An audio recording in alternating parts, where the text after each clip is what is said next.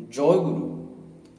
আজকের এই ভিডিওতে আমরা যে টপিকটার উপর আলোচনা করতে চলেছি সেটি হচ্ছিল এমন কিছু কিছু বিষয় নিয়ে যেখানে আমাদের জীবন আর এই জীবনে বলতে পারেন আমাদের চলা নিয়ে বিশেষ করে দেখবেন আমাদের অনেক ক্ষেত্রে নানা রকম বাধা বিপত্তি এসে থাকে। তারই মধ্যে থেকে কিছু কিছু কথা নিয়ে আজকে আমরা এই আলোচনার মধ্যে জানার চেষ্টা করব।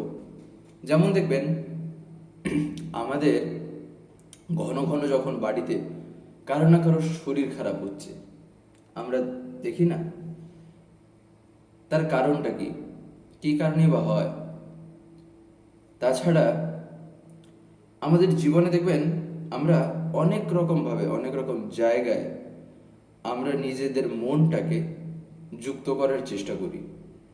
অনেকগুলো জিনিস যখন একটার সাথে পড়ে যায় আমরা তখন ভেবে উঠতে পারি না যে কোনটাকে কি করে কি করব না করব।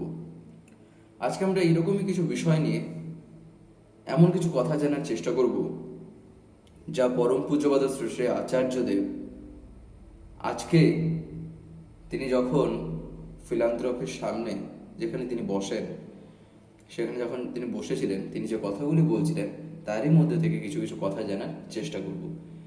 যাই হোক, আজকের এই আলোচনাটি এবার আমি শুরু করব। শুরু করার আগে আপনাদের কাছে শুধু একটি কথাই অনুরোধ করছি, ভিডিওটিতে আপনারা সম্পূর্ণভাবে যুক্ত থাকার চেষ্টা করবেন। আশা করি দিলে আজকের এই যেই টপিকটি আপনারা দিলে নিঃসন্দেহেই বুঝতে পারবেন। দেখবেন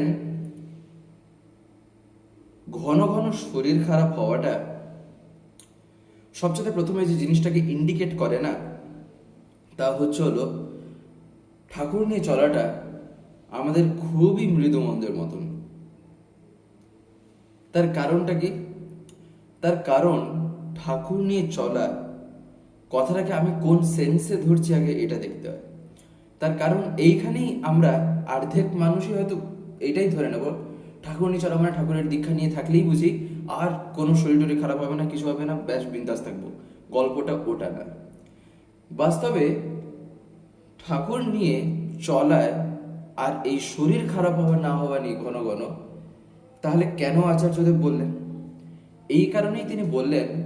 তার কারণ ঠাকুর যে কথাগুলি বলেছেন আমি দীক্ষা নেওয়ার পরবর্তীতে দীক্ষা নেওয়ার পরে আমি যদি সেগুলিকে না মানি আর মানাটা আমার যেমনভাবে হবে আমি ঠিক ততটুকুই সেখান থেকে ফলটা পাবো, তাই না? সেখানেই আচার্যদেব বলছেন যে এই কারণেই ঘন ঘন শরীর খারাপ হয়। তার কারণ শারীরিক মানসিক আধ্যাত্মিক কোনোটাই নেই। কি নেই? না সদাচার। না শারীরিকভাবে সদাচার মেনটেন হচ্ছে, না মানসিকভাবে, না আধ্যাত্মিকভাবে, কোনোটাতেই মেনটেন করা যাচ্ছে না, তাই না? এই কারণেই শরীর এরকম খারাপ হয়। আর এই সদাচার মানে কি? এই সদাচার মানে আমরা যদি দেখি শারীরিক সদাচারে হয়তো আমরা খুব সহজে বুঝে যাব যে কিছু কিছু জিনিস আছে যেগুলোকে মেনে চলা। যেমন যে জায়গায় গেলে আমি দেখতে পাচ্ছি যে ওই জায়গায় ওই রকম ভাবে আমি যদি যাই আমার শরীরটা খারাপ হয়। যেমন বৃষ্টির দিনে আমি জানি বৃষ্টিতে ভিজলে আমার শরীরে তা তেমন করে সহ্য হয় না, একটু ভিজলেই আমি জানি আমার জ্বর হয়। তাহলে আমি এবারে যদি সেখানে জেনে শুনে যাই তাহলে কি হলো না, আমি বিধানটাকে আমি মানিনি। আমার এই যে শরীরের যে একটা বিধান, আমার ব্যক্তিগতভাবে আমার শরীরের জন্য যে বিধানটা সেটা কি না আমি পালন করিনি বলেই আমি শারীরিক সদাচারটা যে মেনটেন করলাম না, যার ফলে এইরকম একটা অবস্থা। এটা গেল একটা উদাহরণ, না হলে তাছাড়া তো আরো বহু কথাই আছে শারীরিক সদাচার নিয়ে, তাই না? যেমন ছোট ছোট জিনিসই তা কি, যেমন কোনো কিছু খেয়ে হাত ধোয়া, খেতে বসার আগে হাত ধোয়া, তাই না? এইগুলো বলা হয় শারীরিক সদাচার। ঠাকুরের বলা এরকম বহু ছোট ছোট জিনিস আছে যেগুলো সেই ছোট ছোট জিনিসগুলি কি করে না ওইগুলো যদি আমরা না মেনটেন করি তাহলে অনেক বড় বড় কিছু হয়ে যেতে পারে। যেমন দেখবেন যখন মহামারী কয়েক বছর আগে আমরা যাকে বলছিলাম যে এসেছিল, তখন এতটাই আমরা সতর্ক কি না এতটাই সতর্ক যে বাজার থেকে এলেই ঘরে ঢুকতে না ঢুকতেই আগে স্যানিটাইজেশন করো। নাহলে হবে না। প্রত্যেকটা জিনিসকে স্যানিটাইজ করে। আর নিজে তো এতটাই স্যানিটাইজ করতাম আমরা নিজেদেরকে, যেন হাতের চামড়াটাই উঠে যাবে এমন অবস্থা, এতটাই স্যানিটাইজ।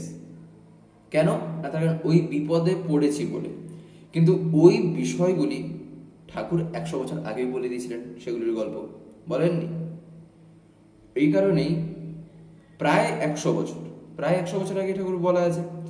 তাই এবারে সেই কথাগুলি কি না, যখন বিপদটা পড়লো তখন মাথায় ক্লিক হলো, তারপরে গিয়ে সতর্ক হলাম। কেন, তার আগে থেকে যদি আমি এগুলো পালন করে থাকি, তাহলে ওটা আমার কাছে নর্মাল একটা হ্যাবিচুয়েটেড একটা বিষয় হয়ে উঠবে না, তখন ওটা একটা অভ্যস্ত একটা বিষয় হয়ে যাবে। এই কারণে জীবনে ঠাকুরকে ধরে চলা, এইরকম করে গল্পটাকে বুঝতে হয়, আচার্য বলেন।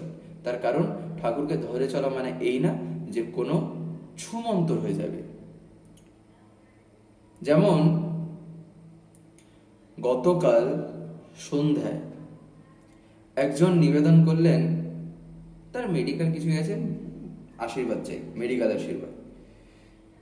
আচার্যদেব শুনে বলছেন, তার মানে তুমি কি বলতে চাইছোটা কি?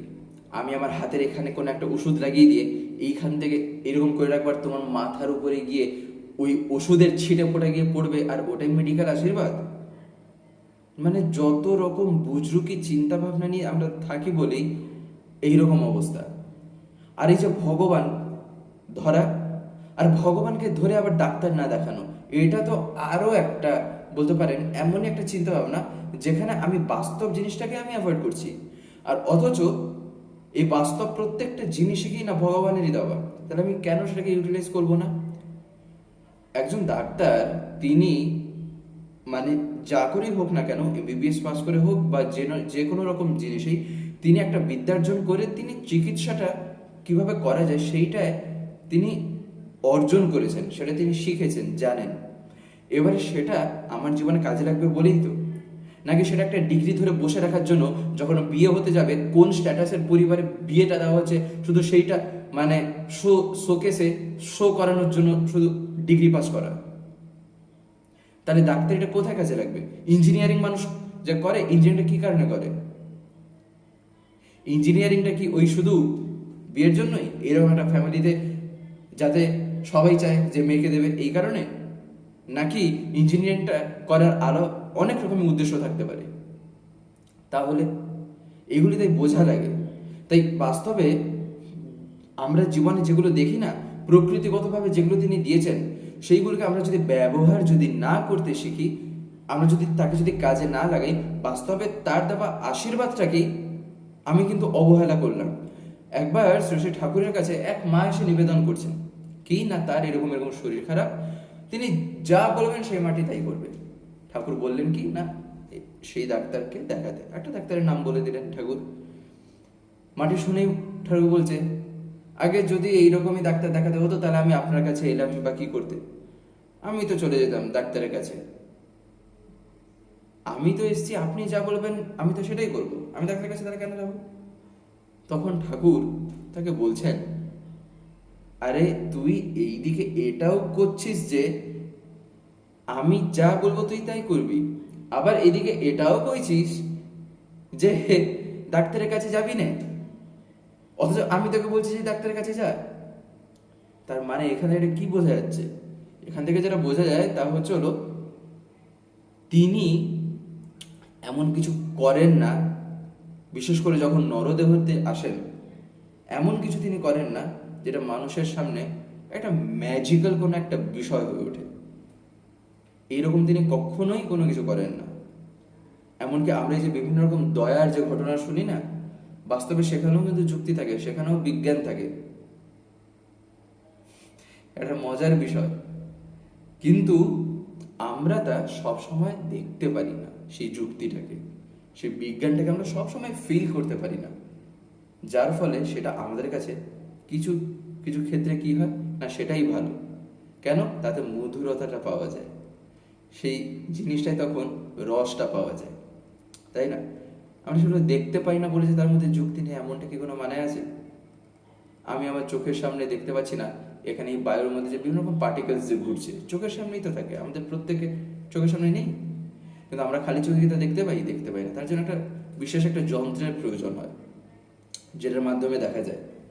তাহলে সেই রকম করেই হচ্ছিল বাস্তবে ঠাকুর নিয়ে চলা। আর ভগবান নরদেহ নিয়ে যখনই আসেন, তিনি এইরকমই করে থাকেন। তিনি এমন কিছু করেন না যেটাতে নিজেকে তিনি একটা ছুমন্তরের বিষয় বানান, বরঞ্চ আমরাই যখন তাকে ধরি, তাকে ধরার পরে আস্তে আস্তে এমন কিছু মুখ থেকে বেরোতে স্টার্ট করে, এমন কিছু রকমভাবে আমরা তাকে প্রকাশ করি, যেখানে তিনি সেই বলতে পারেন জাদুর বিষয় হয়ে ওঠেন। এই কারণে দেখবেন আচার্যদেব বেশ কিছুদিন আগে একটা কথা বলছিলেন না, যে আমার কাছে আমার ঠাকুর কিরকম আর তোমার কাছে তোমার ঠাকুর কিরকম, সেটা সম্পূর্ণ ডিপেন্ড করছে কি না তোমার চিন্তা ভাবনা, তোমার জীবনে তুমি কেমনভাবে তাকে স্থান দিচ্ছ তার উপরে।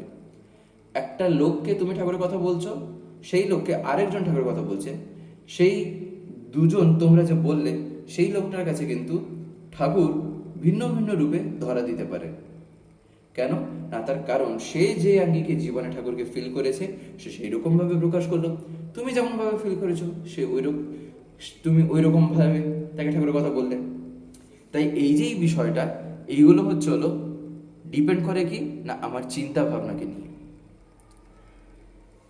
এই কথাগুলি কেন শুনলাম, কথাটা তো হচ্ছিল শারীরিক সদাচার নিয়ে। হঠাৎ কেন এইখানে মানে বিষয়টা ট্রান্সফরমেশন হয়ে গেল, কেন হঠাৎ করে এখানে পৌঁছালাম? তার কারণ শারীরিক সদাচারের পরেই আসছে মানসিক সদাচার। আর মানসিক সদাচার সহজ কথায় বলতে গেলে আমার মনটা কেমন আছে, আমার মনের মধ্যে যে গল্পগুলো আমি ভাবি। দেখবেন আমরা প্রত্যেকেই না মনের সাথে অনবরত কিন্তু আমরা কথা বলি। আমরা যদি একটু কোনো একটা জায়গায় একটু একাকী থাকি, দেখবেন কয়েকটা সেকেন্ড কয়েকটা মিনিট যেতে না যেতেই আমরা নিজেদের সাথে নিজেরাই কথা বলি, ভাবি। ওই ভাবনাটাই হচ্ছিল নিজের সাথে কথা বলা। আর ওটাই হচ্ছিল মনের গল্প, যে আমি কি করছি না করছি, কি করতে যাব না করতে যাব। কেন না, তার কারণ সব কিছু করার আগে আমরা নিজেরাই আগে ভাবি সেটাকে নিয়ে, নিজের মনের মধ্যে সেটাকে নিয়ে একটা আমরা প্রস্তুতি নিই, মনের মধ্যে সেটা নিয়ে একটা গল্প বানাই, তারপরে আমরা এক্সিকিউশনে যাই, তাই না? আগে প্ল্যান, তারপরে অ্যানালাইজ, তারপরে কি না আমরা ওটাকে তৈরি করি, কনস্ট্রাক্ট, তারপরে আমরা ওটাকে কি করি না এক্সিকিউট করি ওটা আমরা। তো এইরকম করেই কিন্তু বাস্তবে আমাদের চিন্তা ভাবনার থেকে বাস্তব রূপায়ণটা এই প্রসেসেই কিন্তু হয়। তো এই যে জিনিসটা এখানে কি না, তার মাঝেই মানসিক সদাচার। এই মানসিক সদাচার মানেই হচ্ছিল তাই আমার মনের সদাচারটা কেমন করে আছে। মনের সদাচার বলতে কি না, আমার মনের মধ্যে আমি নিজেকে আনন্দে ডুবিয়ে রেখেছি, নাকি আমার মনটা দুঃখে শোকে জর্জরিত হয়ে আমি ভারাক্রান্ত অবস্থায় আছি। আর এই শারীরিক সদাচার অনেক ক্ষেত্রে কিন্তু মানসিক সদাচারের জন্য কিন্তু এফেক্টেড হয়। অর্থাৎ মানসিকভাবে আমি যদি ঠিক না থাকি, শরীরের উপর তার একটা এফেক্ট কিন্তু আসতেই পারে। এই কারণেই হলো মানসিক সদাচার। আর কি না আধ্যাত্মিক কথার মানেটা কি? আধ্যাত্মিক কথার মানে আমরা যদি সহজ ভাষায় দেখি না, যেখানে আমার আত্মাটা, যেখানে কি না সব সময় সব অবস্থায়, যেখানে কিছুতে না কিছুতে কারোর না কারোর মধ্যে গিয়ে বিরাজ করতে চায়। কোথায় বিরাজ করা মানে, এখানে কি বিরাজ করা মানে হচ্ছিল আমার মন আর এই আত্মা। একটা দারুণ একটা মজার বিষয়গুলো, এগুলো আলোচনা মানে এত সুন্দরভাবে ঠাকুর এগুলো বুঝিয়েছেন, এগুলো ভাবার বাইরে। মানে এতটা সহজ করে, এতটা প্রাঞ্জলভাবে যে বলা যায়। এখন আচার্যদেব সেগুলো আরো সহজ করে তিনি সেগুলো আমাদের বুঝিয়ে দেন। তিনি কি বলছেন না, আধ্যাত্মিকতা দেখবেন ঠাকুর সত্যাম শরণে একটা জায়গায় বলছেন না, যে ভাব ও কর্ম মানুষকে কারণমুখী করে তোলে, তাই আধ্যাত্মিকতা। তো এবারে যে কারণমুখী করে তোলা মানে কি, তার মানে আমার জীবনের কারণটা আমি যখন খুঁজি তখনই আমি আধ্যাত্মিকতার সাথে যুক্ত হয়ে যাই। তাই এই দিক দিয়েও এই সদাচারটাকে ঠিক রাখা চাই। এটার বিষয়টা কেমনভাবে জড়িত আছে, এইবারে আসা যাক আর একটা নিবেদনে। সেটা কি না, একটি মেয়ে এসে সে আজকেই দাদার কাছে নিবেদন করছে যে সে তার জীবনে খুবই ডাইভার্জ হয়ে আছে। কোনটা করবে কোনটা করবে না, কিভাবে করবে না, কিভাবে ম্যানেজ করবে, কিছুই বুঝতে পারছে না। তার কারণ সে ক্যারিয়ারে মন দেবে, না নিজের ফ্যামিলিতে মন দেবে, না নিজের পার্সোনাল লাইফে মন দেবে, না কোথায় মন দেবে, কখন কেমন করে দেবে, এই নিয়ে তার আচার্যদেবের কাছে নিবেদন। তখন আচার্যদেবের কাছে সে এইসব কথা যখন জানায়, তার মধ্যে যেহেতু সে এটাও বলেছে যে কিসে মন দেবো না দেবো, কখন ঠাকুরের প্রতি, কখন ক্যারিয়ারের জন্য, কখন পার্সোনাল লাইফের জন্য, নানান প্রশ্ন, তাকে পরম পূজ্য শ্রী আচার্যদেব খুবই সহজ ভাষায় আগে বলেন, তুই একটা কাজ কর, তুই সবচাইতে প্রথমে তুই আগে ঠাকুরের প্রতি মন দে। তুই আগে একটা এমন কিছুতে মন দে ঠাকুরের প্রতি। এই কারণে আমি তোকে বললাম, তার কারণ তুই ওই একটাতে মন দিলে না, বাদ বাকিগুলি ওইখানে সেন্ট্রালাইজড হয়ে যাবে, যার ফলে তখন আর তোর এই ডাইভার্জ যে তুই বলছিস এই গল্পটা তখন জীবনে থাকবে না। কেন? তার কারণ দেখবেন আমরা বাড়িতে, এই যেমন এখানে এই যে প্লাগ আছে, আমরা যেমন এক্সটেনশন কর্ড যে লাগাই, এক্সটেনশন কর্ড যে আমরা লাগাই, সে এক্সটেনশন কর্ডে আমরা কেন লাগাই? তার কারণ অনেকগুলো যখন আমরা প্লাগ হয়ে যায়, সে অনেকগুলো প্লাগকে আমরা এক্সটেনশন কর্ডে দিয়ে, এক্সটেনশন কর্ডের প্লাগটাকে আমরা কি করি না, একটা জায়গায় আমরা দিই, একটা জায়গায় লাগিয়ে দিই সুইচ বোর্ডে। আমাদের জীবনটা হচ্ছিল তাই। আমি আমার জীবনটাকে যখন সেই একটা কোনো কিছুতে আমি যখন পয়েন্ট আউট করে দেবো সেই একটা বোর্ডে, তখন কি না বাদ বাকি যতগুলো ডিস্ট্রিবিউটেড হয়ে আছে, যেগুলো ছিন্ন ভিন্ন এরকম একটু একটু একটু একটু করে হয়ে আছে, সে সব কটাই তখন কি হবে না সেখানে গিয়ে মিট করবে, সেই এক্সটেনশন কর্ড হয়ে তখন ওই জিনিসগুলো কাজ করবে, যার ফলে তখন সবগুলোই এমনভাবে চলবে সেগুলো একটা ব্যালেন্স ওয়েতে তখন কন্ট্রোলে চলে আসবে, অ্যাডজাস্ট হয়ে যাবে। তখন সেগুলোকে নিয়ে আর ভাবনাটাই হবে না, তার কারণ আমার জীবনে তখন ভাবনার গল্প একটাই, তোমাকে নিয়ে চলা, তোমাকে খুশি করা, তোমার জন্য। তাই এই যে গল্পটা যতক্ষণ আমি রচনা করব ততক্ষণ এরকম ছিন্ন ভিন্ন জীবনই হবে, তাই না?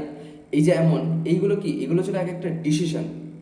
এই যে ডিসিশনই যে নেওয়া, দেখবেন আমরা কেন এইরকম ডিসিশন নিতে পারি না, তার কারণ দেখবেন ঠাকুরের একটা বাণীতে ঠাকুর বলেছেন না, যে সিদ্ধান্তে যে আসতে না রে তড়িৎ চলন বেগে, বিবেক বুদ্ধি ক্ষীণ তাহার আলোচনাই জেগে।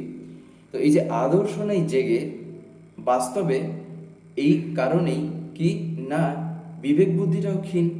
বিবেক বুদ্ধি ক্ষীণ বলে কি না সিদ্ধান্তও নিতে পারছে না, আর সিদ্ধান্তও যে নিতে পারছে না, যার ফলে জীবনে তড়িৎ চলনাও নেই। তড়িৎ চলনা না থাকলে জীবনটা প্রোগ্রেস কি করে হবে? জীবনটার তখন প্রোগ্রেস আর হবে না, তখনই এইরকম আমার স্ক্যাটার্ড লাইফ হয়ে যাবে, এইরকম ছিন্ন ছিন্ন। তখনই আমি ভাবো কোনটা করব, কিসে মন দেবো, কিভাবে কি করব না করব। এই কারণেই তার এই কথা কত সহজভাবে, কত প্রাঞ্জলভাবে তিনি বলে দিলেন, তাই না? আর এইগুলো কি, এই যে যেমন এটাও কিন্তু আধ্যাত্মিক সদাচারের মধ্যে আসে, মানসিক সদাচারের মধ্যেও এটা আসে। এই রকম ভাবেই আমাদের জীবন।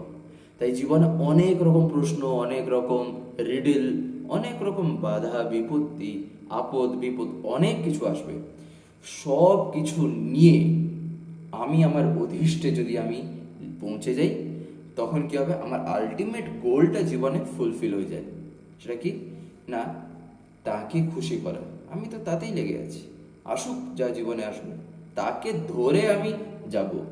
কিন্তু যাব মানে যাব সেখানে, তাই না? এই কারণে যেমন যেমন হনুমান, পবনপুত্র আমরা বলি না, এই যে হনুমান যখন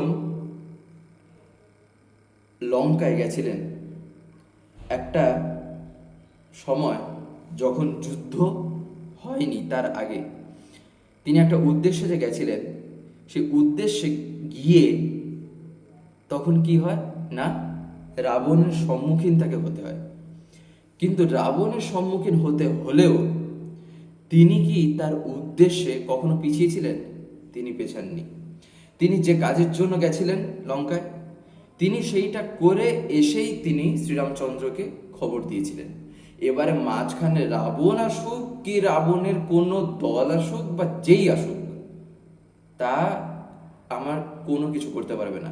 তাকে ধরে টেনে নিয়ে দরকার পড়লে আমি যাব, জীবনে আমি করতে হবে, কিন্তু আমি আমার উদ্দেশ্যে কি না সাফল্যমণ্ডিত, সেই জায়গায় আমি নড়বড় না। কেন না, তার কারণ উদ্দেশ্যটাও এমনই। উদ্দেশ্যটা যা কিছু ছিল না, তিনি তার প্রভুকে নিয়ে যেহেতু থাকতেন, এই কারণেই যেহেতু তার প্রভুকে খুশি করা, প্রভু যা বলবেন তাই, এই কারণেই তিনি লঙ্কায় যে এসেছিলেন, সেটা কি না তার প্রভুর একটা বলতে পারেন কাজের জন্যই, তার প্রভুর একটা কোনো বিষয়, তাই সেখানে তাকে রাবণ পর্যন্ত আটকাতে পারে। এটাই হয় জীবনের গল্প, যে জীবনে যতই বাধা, যতই শত্রু, যত যাই আসুক না কেন, দলন করে দিতে পারবে এমন কারোর ক্ষমতা নেই যখন পরম পিতার সাথে থাকেন। এই কারণেই আচার্য বলেন, তিনি যখন সাথে আছেন, ভাবনা কিসের, ভাববোটা কি নিয়ে? তার মানে তার প্রতি আমার অগাধ বিশ্বাস নেই যে তিনি আমার সাথে আছেন, আমার কিসের ভাবনা? তিনি যখন আছেন তার উপরে আমি ছেড়ে দিই। কেন আমি আমার জীবনটাকে নিয়ে ভাবতে যাব? তিনি জীবন দিয়েছেন, তিনি বুঝে নেবেন কখন কি করতে হবে না করতে হবে। আমার কাজ একটাই, কি তিনি যা বলবেন তাই করব, তাতেই তিনি প্রীত। আর এটাই হচ্ছিল আমার জীবনের উদ্দেশ্য। গল্প শেষ। এটাই হচ্ছিল জীবনের গল্প। এইরকম করে দেখি না জীবনে কতটাই যেন আনন্দ পাই। যাই হোক, আজকের এই আলোচনাটি এবার আমি এখানে শেষ করবো। শেষ করে আপনাদের কাছে একটি কথা বলবো, যদি আজকের এই ভিডিওটি আপনার ভালো লাগে থাকে তাহলে একটি লাইক করে দেবেন, সবার ভিতরে শেয়ার করে দেবেন, কেমন লাগলো নিচে একটি কমেন্টে লিখে জানাবেন। আর যদি চ্যানেলটিকে এখনো সাবস্ক্রাইব করে না থাকেন তাহলে অতি অবশ্যই চ্যানেলটিকে সাবস্ক্রাইব করে পাশে বেল আইকন প্রেস করে অল করে রাখতে একেবারেই ভুলবেন না, আরও এরকম বিভিন্ন নতুন এবং ইন্টারেস্টিং ভিডিও সবার আগে পাওয়ার জন্য। জয় গুরু, বন্দে পুরুষোত্তম।